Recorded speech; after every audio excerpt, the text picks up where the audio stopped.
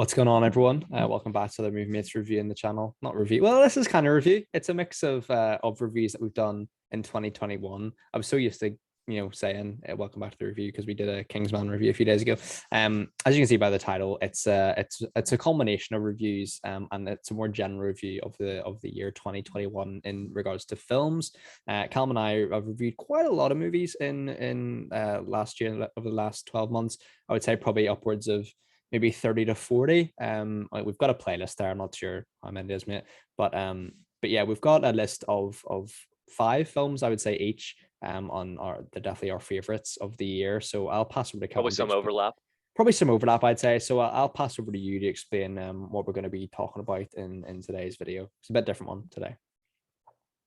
Yeah, it's a pretty wild statement that we probably saw.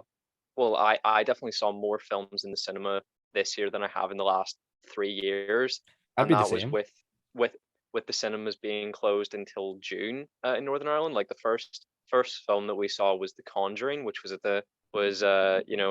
middle to end of June. So we've really not had a lot of time, but we've made use of it. I know there were instances where we maybe saw 2 or 3 films in one week, and then some where we didn't see any. But I think we really racked up a commendable list. So we each have 5 of our favorite films of the year, and I think we'll probably count down from 5 and go to 1. Take turns giving our fifth choice, fourth choice, etc. And I'm really curious to see. I'm disappointed by some of my own choices because I know that there were better films this year, but I haven't had a chance to see them. I I've feel been exactly the quite busy same. in the last few months, and there's a whole slew of ones that I really want to see. Notable ones are like Last Night in Soho. That was one that we just missed, unfortunately. We missed the boat on it for seeing it in cinema. So that's one that we need to see in the future. And then a lot of smaller films just slipped through the cracks for me. There was an Icelandic one called Lamb that I really wanted to see. There was a smaller film called Coda that was I don't think it was ever released in Northern Ireland, so I think we maybe just didn't get the chance to see it. But I'm excited to watch that in the future. So a lot of mine are the blockbusters, which I thought I'm the would same. be different this year because we did see a few different kinds of films. But that's just how it is, unfortunately. Yeah, that's how the cookie crumbles. Unfortunately, it's a bit bizarre the fact that we've never done a video like this before. We decided to wait a few years, I guess, starting the channel in 2019, and this is our kind of first, best, and inevitably we'll do our worst films of the year in the next video. But yeah, I'm intrigued to see your choices, mate. I feel a bit disappointed in myself and my own creativity that a lot of these, well, all 5 of these, well, 4 out of my 5 are like big blockbuster kind of films. And like you said, we did try to mix up the variety of films we saw in 2021, especially. There was a point maybe we went to this and maybe once or twice a week. That's where all those movie times came in. We were rapid, mate. We had to see a lot of movies, and we made a lot of reviews during last year. It was crazy. We'll see what we're like this year. Hopefully, we'll be on the same kind of trajectory. But yeah, Yeah. I'm intrigued to see your choices for sure. I would say it was definitely our most varied year because normally uh we had to watch sometimes complete franchises for the to then see the follow up. Like we watched 8 technically 9 Fast and Furious films in Mad. order to understand Fast and Furious 9. And then I know that you didn't watch the other James Bond films, but normally that wouldn't be one that we would go and see. So I mean, even that was a different kind of blockbuster than we would normally see. Yeah, million We're percent. usually all about the superhero films, but I think we made a bit more of an effort to vary it a bit this year. Yeah, a million percent, a million percent. And just before we go into our list, I don't know what's happening yesterday. We're really struggling to speak. I'm really I fucking it know. up here. Anyway, just before we get into our list of 5 films, thank you very much for the support in 2021, and you continue into this year, 2022. It means a lot to us. And yeah, what was your favorite film of the year? Let us know in the comment section down below. We're always there to read and react to you guys, and it means a lot to us when you do so. So yeah, mate, we'll start off at 5. I think is probably the best idea. I'll let you open the floor with your number 5 pick of the year. I was gonna say, I reckon Reese is probably gonna, you know, comment down below, like, King Kong versus God. What was that? What was that movie even called? Was it Godzilla versus Kong, Godzilla or was it versus Kong Kong, I versus think. Godzilla? I can't remember. It was that long ago. It doesn't feel like a movie It's last fucking year, but shit. no, it wasn't. Don't dare say that. It wasn't shit. I'll stand up for you, Like, Reese. if It was not shit. it was nonsense. I'm sorry, Reese. It was nonsense. Please like the video, Reese. We're nice Yeah, guys. you know, like the video. We like the man. I don't like the legendary monsters first, unfortunately. As you can hear about in our legendary monster versus episode, which we Yeah, did. I mean, close to a months year ago. ago now. It was Yeah, it quite a was a while while ago. ago. Yeah, it was a long time ago. Yeah, what was your pick then for number five?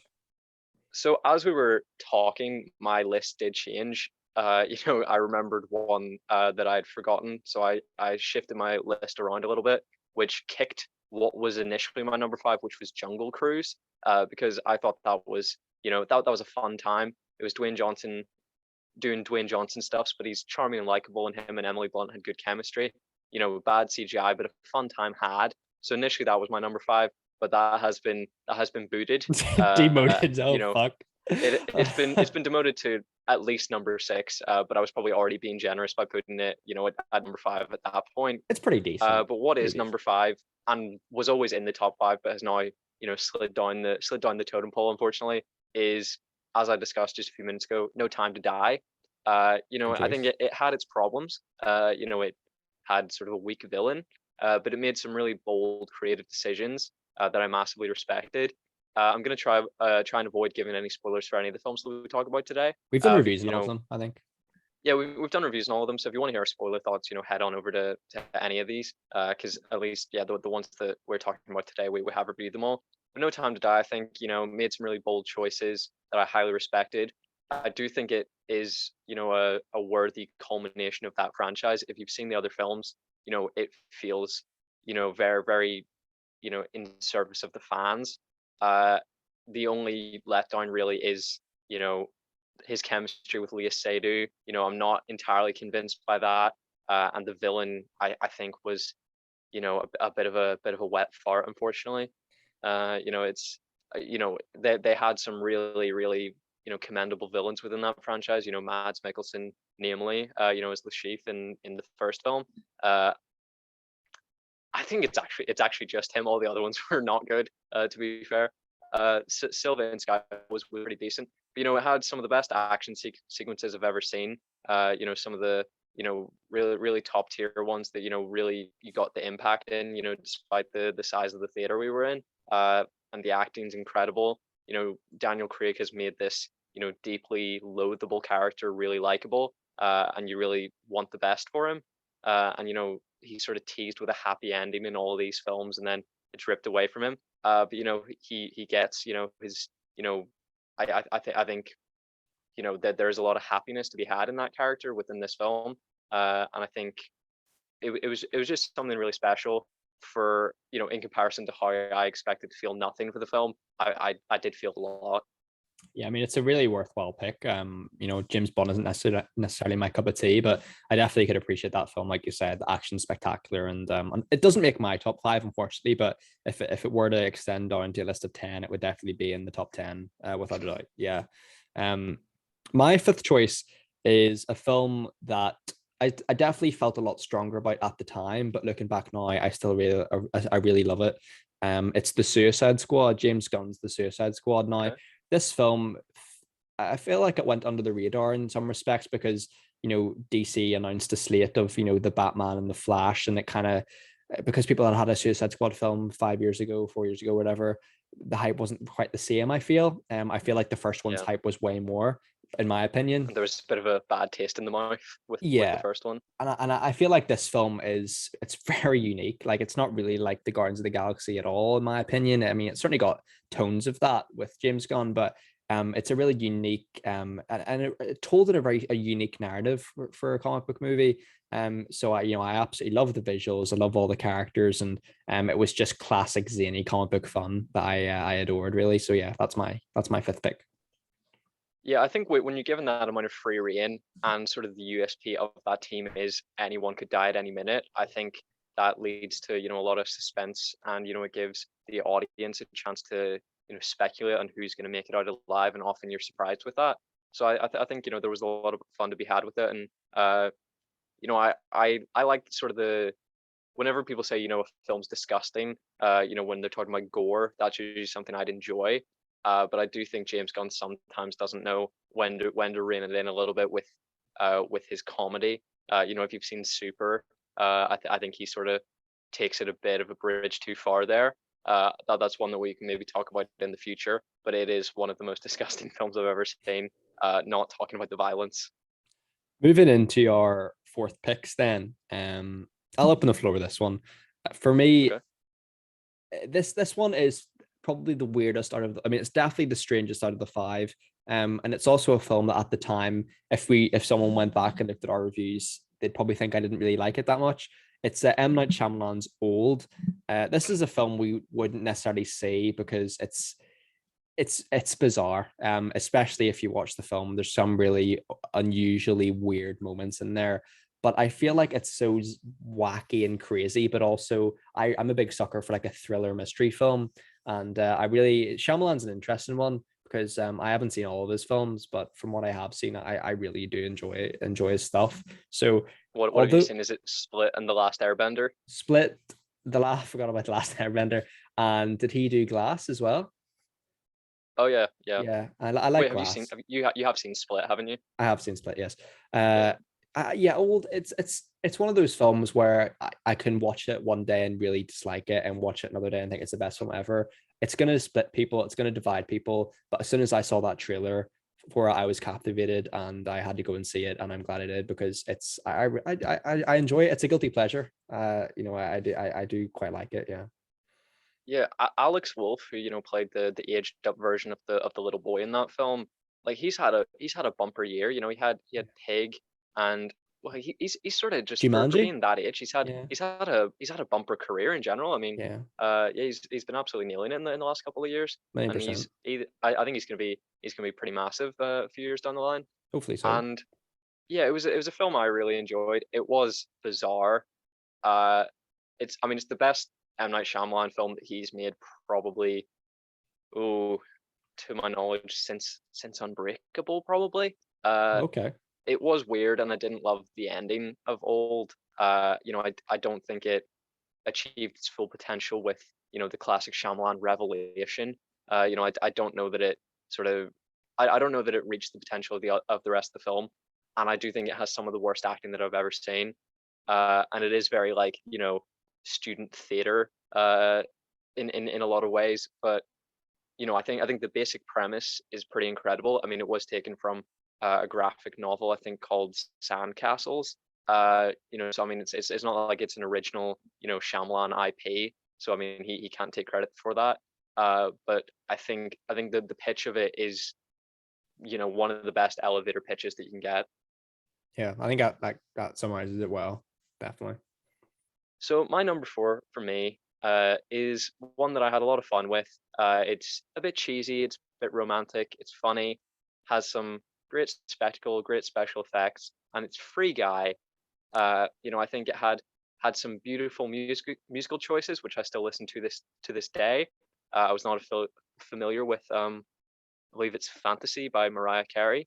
I go back and I listen to Jodie Comer's rendition of it, and it's a it's a romantic comedy wrapped up in this sci-fi game adventure film, and it's just really unexpected. I think I stayed away from the marketing a lot, and it was obviously pushed a few times due to the pandemic. So I think maybe too much of it was kind of unfurled in the marketing campaign, but luckily I stayed away from that quite significantly. So I was surprised by everything in this film, and I think just everything worked for me, and I can't really put my finger on why, but I think I watched it a second time whenever it came out in the UK on Disney Plus, and I liked it even more, and I think it was a really special big screen experience. Did you enjoy it that Yeah, much at the time? Free Guy definitely. I mean, the two films you've chosen so far, No Time to Die and Free Guy, they definitely make my honorable mentions. I mean, they're both really good, especially Free Guy. Like,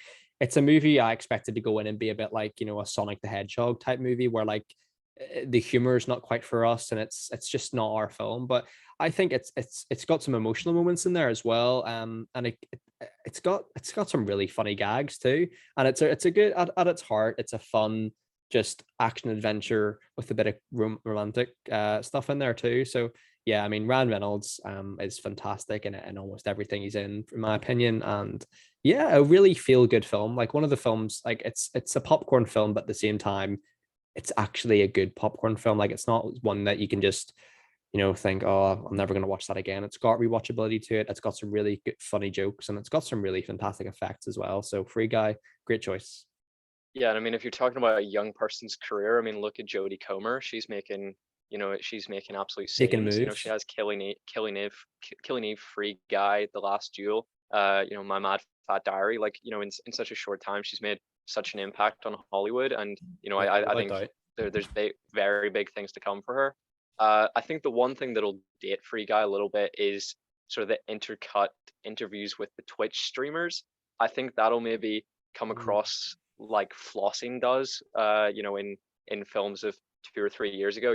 People 10 years from now won't know what Fortnite is, so they'll just think there was this consistently stupid dance in these films. And then 20 years from now, people won't know what Twitch is, and they'll say, who's that? What's their significance? I mean, even now, I probably only recognize half of the streamers in that film. So imagine what it's going to be Good like for point. people watching that years down the line.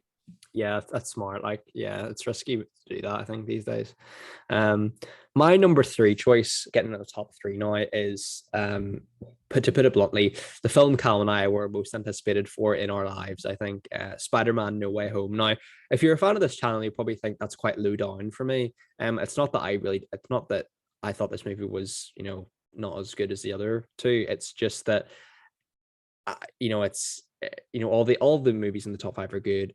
I just feel like this film, it was more an experience rather than the quality of the film for me. Whereas, like, if I can look at it objectively and kind of think there are other films better than it, but the enjoyment levels are right up there for this. Like, if I were going to pick a top five of enjoyment, this one's top of the list. This is top of the list of all time. For goodness sake, like it's that enjoyable. It's just it delivered on what I wanted it to, really. And we had made a lot of videos speculating about the film, and I was worried it was going to be spoiled by leaks, and it absolutely wasn't, in And my it was. opinion. And I don't think it was for me Well, because, spoiled in a literal sense, but not ruined. yeah, well, maybe that's a better phrase than it for sure. I think the trailers don't do this movie justice because, if you haven't seen it yet, what are you doing? Go and see it. It's everyone's talking about it at the minute. It's really becoming, an Avengers Endgame, Infinity War or Avatar level film. I feel like where were you when you saw Spider-Man: No Way Home? The marketing and the hype was unlike anything I'd ever seen, and I was nothing but glad as a Marvel fan that it delivered. Exceptional film. Yeah, loved it. And I will leave my thoughts to when it comes up in my list as well. Mm. But for number three, for me, is Riders of Justice. And this was the film that I only really remembered that we saw whenever we were talking at the beginning of the video. So that's the one that I put in number three that then bumped Jungle Cruise out of the list. So Riders of Justice was a Danish film that we saw, midway through the year. Me, you, and my dad saw it, and it would probably be my dad's favorite film of the year. But it really showcased what Mads Mikkelsen can do, because normally he is like this, sweet, charismatic guy, even if he's doing evil things. People sort of, like fell in love with him with Hannibal, and then his personality outside of the industry, within interviews and everything, people find him this like lovable, huggable little guy, and then he can pull off this aggressive, heartbreaking character, who has real tragedy in his life. And I thought it was just incredible, and it nailed the comedy, and it nailed the pacing, and I think it just really affected me when I saw it, and my dad absolutely loved it.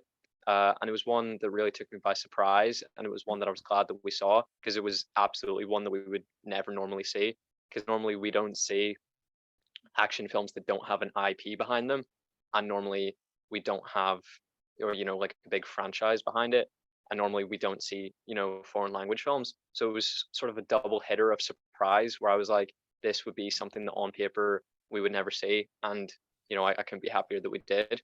Yeah, I think Riders of Justice and another film, which I have no doubt will be on your list, Another Round, really have really fueled our interest in seeing more foreign films. And it's just a coincidence that they're both Danish, but they're both exceptional. Like they're both really, really good. I mean, Mads Mikkelsen really underrated, and I'd advise anyone like, if you're fed up of these blockbusters or these big explosion films and things like that, go down to your local, film theater or, university theater and go see some of these like smaller budget, um, foreign movies. They're, don't get me wrong, I'm sure you have stinkers in there, but my experience really is only good, if I'm honest. And I would just advise anyone who has an interest in movies to go and support them, because it's great to see movies with such passion being made these days. And I'd have nothing but positive things to say for both Another Round and Riders of Justice. Yeah, I think really because we are such, a small place and not everything comes over to us in Northern Ireland, I think it winds up that they only bring over the stuff that's worth seeing. So, if you're living in Belfast and you go down to the Queen's film theatre, it's going to be a very high standard, because what they're showing is what has been very well received, in past showings. Because I mean, we get stuff, especially foreign stuff, quite late. But that means that it's been, screened heavily, and its success and quality has been proven before we even get to it. Yeah, no, without doubt, mate, without doubt. Now, moving to the top two, this is the one that's gonna take a lot of people by surprise and probably, get a Oh, few is it? dislikes if YouTube still had Oh, dislikes. Yeah, I kind of missed that. Do you ever miss that dislike? I mean, I'm just kind of glad for our own sake that we don't see how do many they not dislikes we have the get. dislike button No, they've anymore? removed it, mate. They removed it. It's What? just like, yeah, come on, get with the program, kid. They removed it. But then why have either of them? I mean, Yeah, I I'm don't not sure. understand why people do dislike videos, because if the video is actually upsetting you, why are you watching it? And if a video is just Yeah, mediocre, why are you disliking it? Because you're kind of just bringing down the confidence of the content creator because you didn't actively enjoy it. But why, like, the opposite of, or the reaction to not actively enjoying something doesn't mean that you're hating it, which I think should only yeah, really be the reason for the dislike button. without doubt. My second choice is the Eternals. Now, this is, one of the most, not hated because it got still positive reviews, but one of the most negatively received MCU movies, if not the most negatively received MCU movie in the last 10 years, right? I mean, I can't really find a single person who really loved it. I certainly had a great time with this. I loved it so much. I went to see it a couple of times. And I feel like the cast is really unique. It's really diverse. And it's got one of the, I feel like it has one of the best casts in an MCU film, and also it's got some of the best effects and action.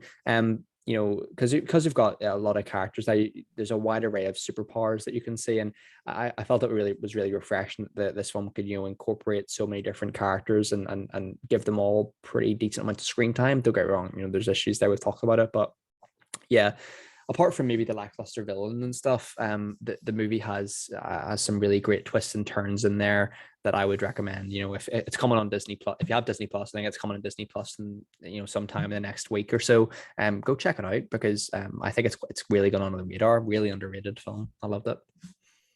Yeah, I didn't love it. Obviously it hasn't appeared on my top five. It wasn't in my, it's probably my third favorite of the Disney, or of the MCU films this year.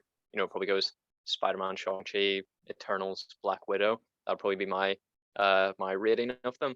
But like, I respect that choice. And I, for one, I'm gonna watch it the day that it comes on Disney Plus. I think it's Wednesday the 12th. So I'm really really excited for that.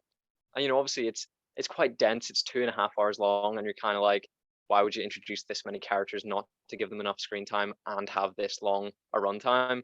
Because if you're like, well, if you're gonna do 2.5 hours and have this many characters and fully develop them, you might as well make it 3 hours and make sure they are fully developed. If you're gonna make it a long, extensive journey, really really commit to it, for the service of your characters.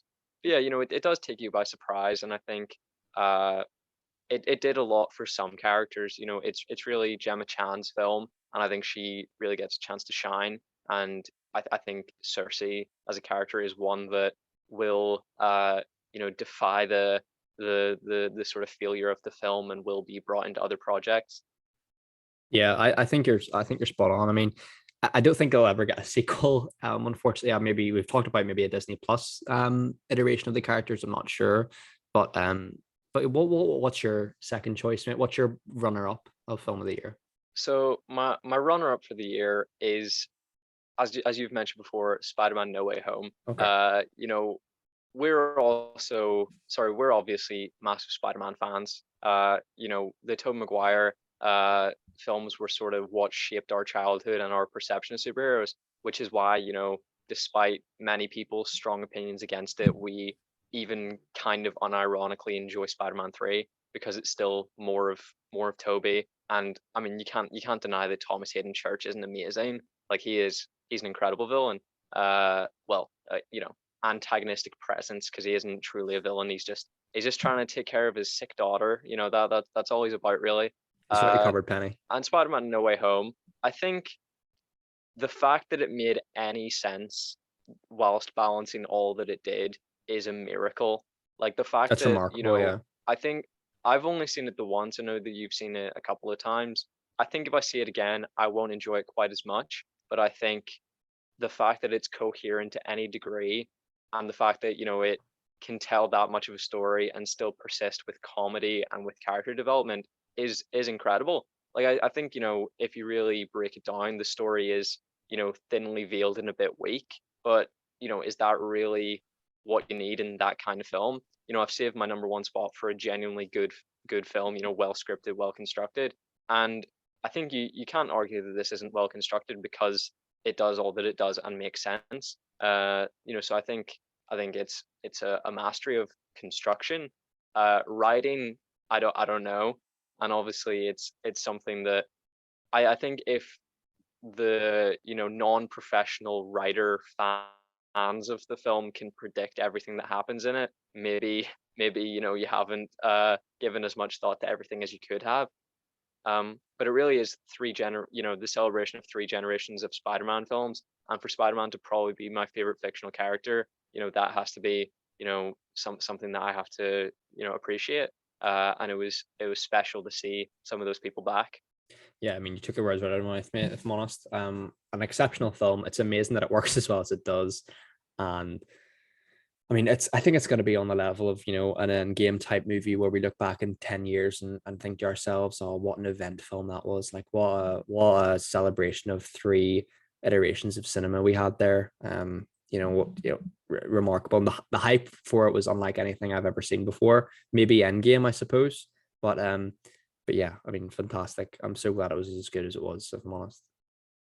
And we had seen the week before West Side Story in IMAX, but this was our first experience with IMAX 3D, and I think that was really something special. And I'd made a list earlier today of all the ones that I think are probably worth seeing in IMAX 3D this year. There's the Batman, Doctor Strange 2, Thor: Love and Thunder. There's a few that I don't think are worth seeing in IMAX 3D. Oh, the Flash I think is worth it. Maybe Top Gun: Maverick because I think it's going to be a big spectacle film. But I think the likes of Aquaman and the Lost Kingdom and Black Panther, Wakanda Forever, I don't quite know that they're going to be, sort of on par with that in an action perspective. I may well be wrong, and I might change my mind on that. But what ones do you reckon are going to be worth seeing in that format? Well, I was recently watching, shout out BHL Hudson. He's a channel we both enjoy. He did like a top 10 most anticipated movies of 2022 or box office or something. And it really triggered a thought in my head how many amazing films, or how many big films, should I say, are coming out this year. Sorry. It's weird to say. Like, I mean, I look at films like, and this is just Batman's out in horror less film. than 2 months. I mean, I'm so excited for the Batman, Doctor Strange, the Multiverse of Madness, Thor: Love and Thunder. I mean, that's my most hyped film of the year without doubt. Aquaman, Really? Black Panther. Yeah, yeah. The Batman and Thor 4 are the ones I'm most looking forward to. And Doctor Strange Mm. as well, and Black Panther. All of them. Like even Black Panther. Like, I'm so intrigued to see what they're gonna do with it. You know what I mean? With obviously Mhm. the context. So I mean, 2022 is going to be a fantastic year for movies. I think it's going to be the biggest year we've had since maybe 2018, 2019, the Avengers days. I think it's going to be a huge one.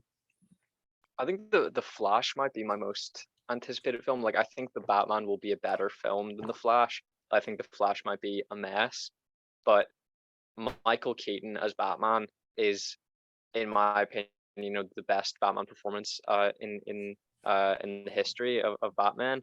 And you've sort of got a taster of that with Batman Returns. Like I do think that's his best work as Batman. I think the 1989 one does pale in comparison to Batman Returns. It is more of a Batman film, the first one, but Batman Returns I think is the superior film. And we talked about that on our Christmas special.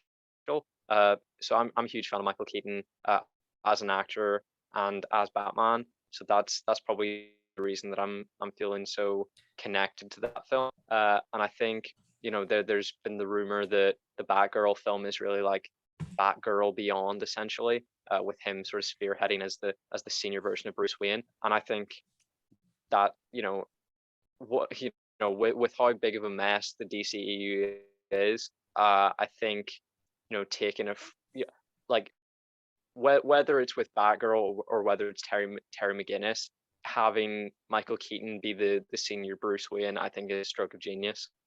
Yeah, I mean, I'm just looking here at 2022. This year is absolutely stacked. We've got Thor 4. I mean, I haven't even meant like one film that hasn't even we haven't really talked about is Spider-Man Across the Spider-Verse Part 1. I mean, that's going to be exceptional. Black Panther 2, Avatar 2 as well. Fuck me. That's finally getting released. I mean, I remember seeing the first one as a kid and being obsessed with it. Of course, Morbius we've talked about before. Black Adam, another one's gone under the radar. Tom Holland and Mark Wahlberg's Uncharted film. And then, of course, we've mentioned Aquaman, that's like The next Flash. month.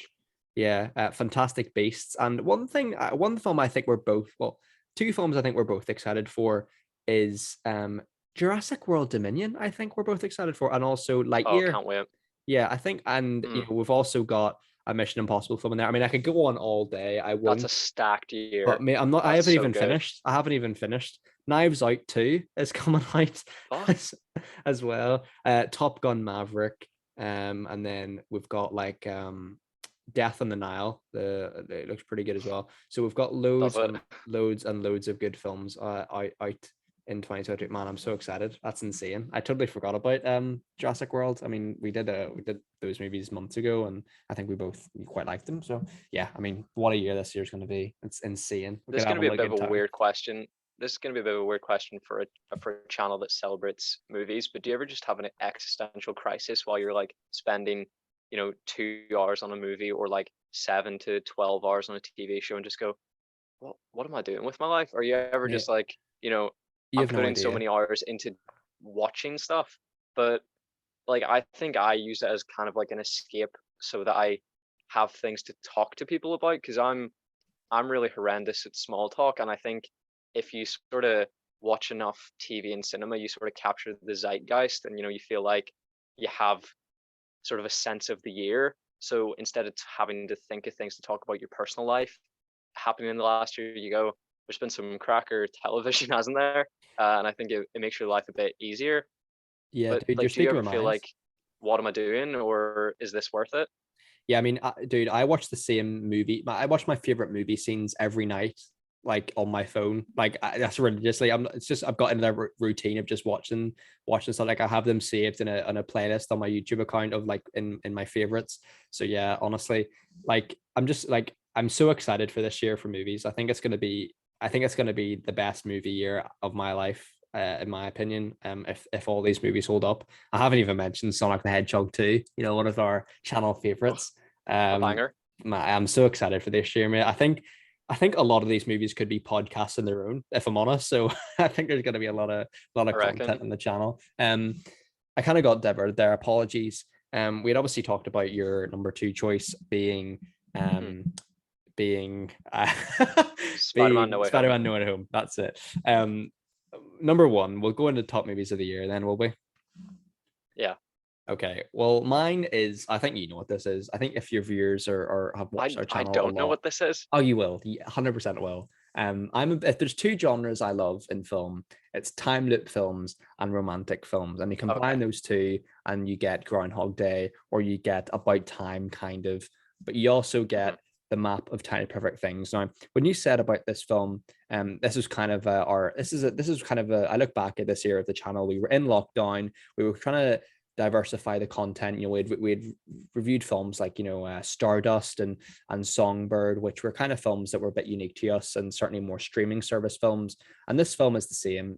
It's got, I think, what's his name? Is it like Kyle Allen or something? His name is. I'm Yes. not. Yeah, it Yes, is. and also it has Catherine Newton. Catherine Newton. Now, this film is one that probably not a lot of people saw, but if you have Amazon Prime, you should definitely check it out. I absolutely love this film. It's gone straight into my top 10 films ever, in my opinion. And Wow. yeah, it's a fantastic film. A lot of great life lessons in there, a lot of tender moments. And if there's one thing I always look out for in a film, it's a film that can have a great score, a great great emotional scenes, and great writing. And this film has that in abundance. So it's my film of the year, without doubt. Yeah. So my film of the year. Well, to respond to what you said, I also love the map of Tiny Perfect Things, and it's something that I probably need to go back to. Have you watched it since we reviewed it? Yes. Yes. Oh, Yeah, that doesn't surprise me because I know you're a multi-view guy, and normally in quite quick succession. I mean, I know that even my favorite movie of all time, About Time, I've probably only seen 7 or 8 times, but you've probably seen 500 Days of Summer dozens, yeah. I A lot. presume, Yeah. if A not lot. more. So yeah, I know that's sort of within within normality for you. But I think it's one I need to revisit because I do think it was something special. And it's a film about initially like loneliness, being alone and trapped in this situation, and then it sort of subverted the likes of Groundhog Day by having someone be in the same situation as him, and their love for each other, being the solution. And I think that was something really special in sort of a time of, being pulled apart from the people that you loved. I think it was, a special film that I think really unfortunately slipped under the radar. Because I think it could be something really special for a lot of people. Yeah, I think you've summarized that well. I'm really intrigued to see what your number one is. I think I know what your number one is, but You know what my number one's going to be. yeah. Well, Uh, you tell the so viewers. So as you mentioned earlier, it's going to be another round. It's a very special Great film. choice. I think really though it was released in 2020 for a lot of countries, but for us we didn't get it until 2021. So I'm still counting it. I'm still counting it. Absolutely. Uh, Jungle but Cruise is like, no, please don't count it. Add us to the I list. know, I know. But talking about what was I thinking by putting Jungle Cruise on? It's Because I pretty think good though. It's I decent. Like it's before, not before bad. like whenever I constructed my list, I just looked at the ones that I'd seen in the cinema because I was thinking, oh well, there weren't any on streaming that really made a big impact. But then I'm looking at these films here that we watched, at home, and like there's some good stuff. I don't really know what year stuff came out, but Promising Young Woman, Freaky, Space Sweepers. I think those are three really great films. Promising Young Woman was a painful film to watch, but something really educational, I think, for a lot of people. And Freaky was kind of fucked up in some ways, uh, and it sort of it satirized some horror stereotypes, and I really enjoyed that. I know it was an overdue review, so I don't know that it actually came out in 2021. But Space Sweepers was, I think a high point for the channel because it got us quite a few subscribers, and it sort of pulled over like a Korean and Asian audience that we hadn't really had before. A lot of them were commenting that oh, not many people have reviewed this. Like, thanks for talking about this, and I'm glad that we did because uh, I think probably my favorite traditional science fiction film of the year. It took everything that I love about films about aliens and films in the vein of sort of Blade Runner, and it took this low budget. I think it was like 20 million. It was like $20 million or less. Like, it was something ridiculous, but it It's had definitely an better. honorable It mention. had Space it Troopers. had better special effects than like most like than most really big blockbusters. Spider-Man No Way Home is a special film, but the Lizard and Sandman don't really hold up to scrutiny. Whenever you take a magnifying glass to those special effects. But Another round was something really special, and it deeply affected me. And I don't know, I did struggle with the message of it, and I think it's maybe because we're not, well, personally, I'm maybe not old enough to understand, the effects of it, because it is a story about using alcohol to improve your improve your perspective on life. They were saying with a little bit of alcohol you can be happy all the time, and you know I obviously that leads to the downfall of many characters, and by the end you're not sure whether they've learnt a lesson, which sort of makes you question what the message of the film is. And I think a film that has you ask that many questions and understand that that's the intention of the film, not just that it's lost its way. I think a lot of films that are poorly written, sort of tease this message, they tease this question for the audience, but they tease it because they don't know the answer. And I think someone does know the answer, and they've just left that up and said, this is them having a midlife crisis. Maybe there isn't an answer, or we have the answer, but it's one that you need to learn by living your own life. And I feel like I'm just waffling right now, No, but no, like no, it's I, interesting. I think because it's sort of this bleak look at a midlife crisis, I think that is something that we won't be able to understand for a few years necessarily, even though that we're quite introspective. I think we haven't actually had the life experience necessarily. So I think the film will speak to me even more in the future. But I think it was what really opened my eyes to what there is beyond the mostly American films that we're watching. Because this was another Danish film starring Mads Mikkelsen, and the raw emotion the film made me feel was really special. Yeah, I think what you said there, Cam, really is exceptional because I think this is a very thought provoking film. It's one that's gone on under the radar. I feel as especially in the UK. It's a Danish film, Yeah, but I mean, it won Best Foreign Picture at the Oscars, yeah, but I don't think it's one that made a huge impact in the UK. yeah, it's definitely worthy of its win there because, like I said, it's a thought provoking film with really great comedy in there as well. Like I remember really chuckling at that film, but it's got some tender moments in there too. And as I say, Mads Mikkelsen, we've talked about his work in Riders of Justice. He's an exceptional actor, mate. He really is.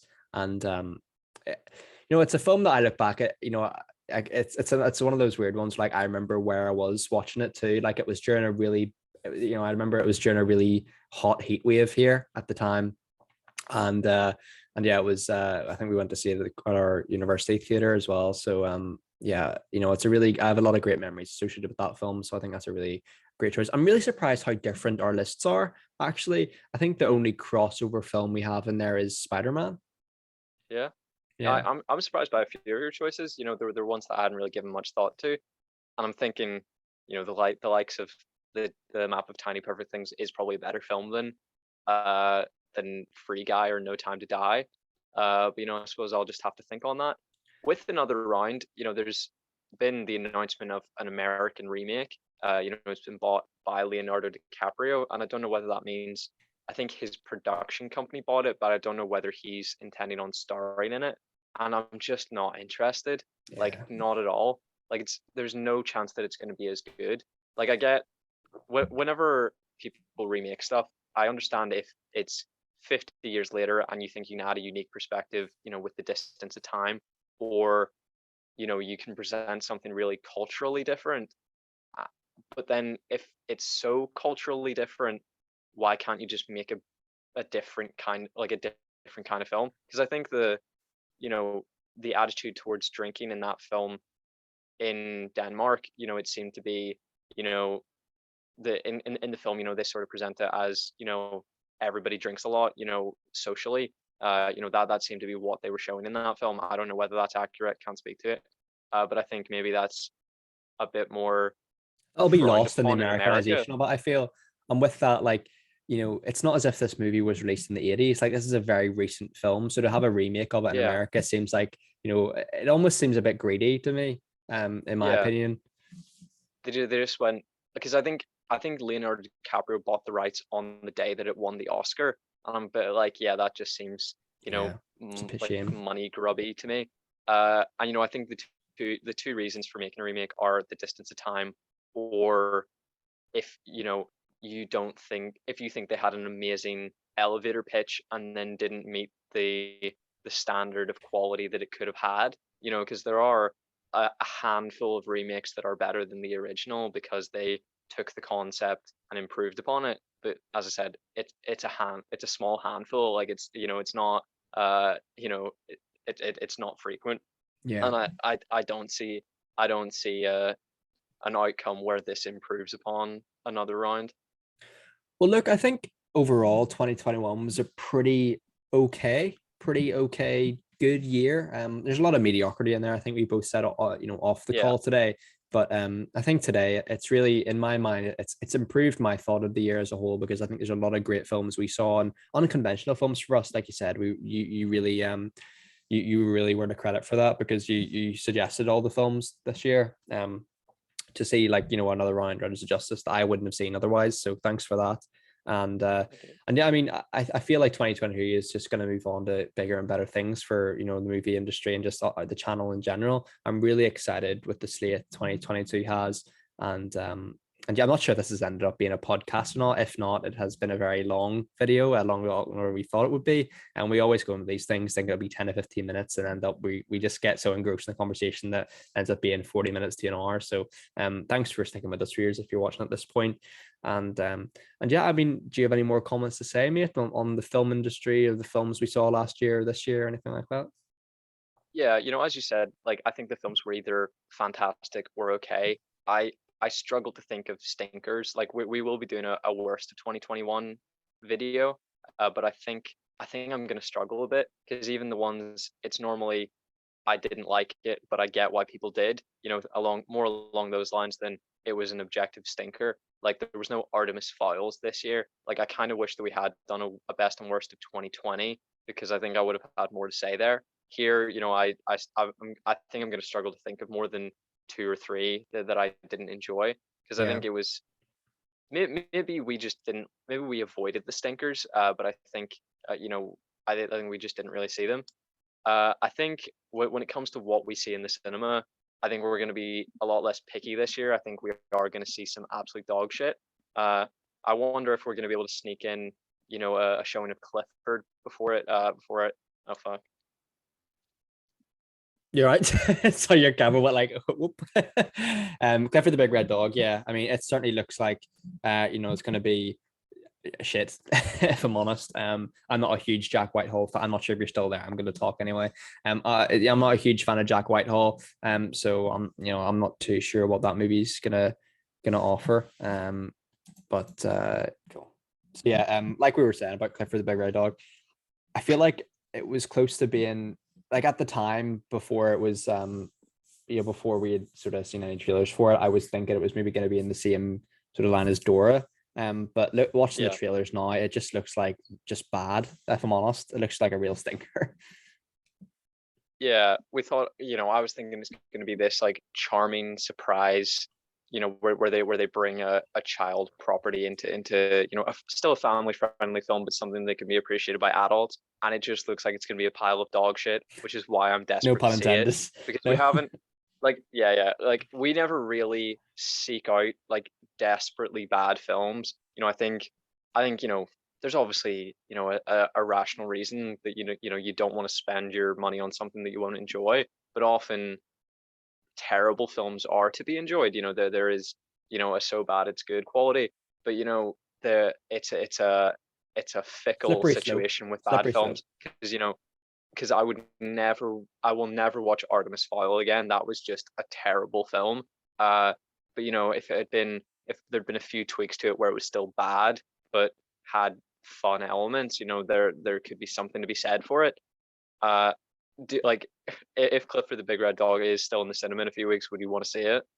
Just out of curiosity, I feel like the worst thing, if a film is just boring and it's not bad, so bad it's good or anything like that, that's the worst, because like there's no opinion can be formed about it then. I'd rather have a really negative opinion and laugh at it with you than just have nothing to say. I feel like 2021, although some really good films have been mentioned, there was a few films in there that, they were just mediocre, like a lot of 7 out of 10s that kind of here today, gone tomorrow. You know what I mean? Yeah, definitely. Well, that wraps up our breakdown of our favorite films last year and a little bit of our hype for this year. So thanks very much, Callum, for your time, and thanks very much, viewers, for your time. And be sure to let us know, as I say, what your favorite film last year was in the comment section down below. And of course, be sure to like, subscribe, and email us at moviematespodcast@gmail.com, and check our podcast out on iTunes or your podcast app using the link down below. So yeah, hope you guys are all well. Hope your family and friends are keeping safe and well too. Take care, everyone, and bye-bye. Bye-bye.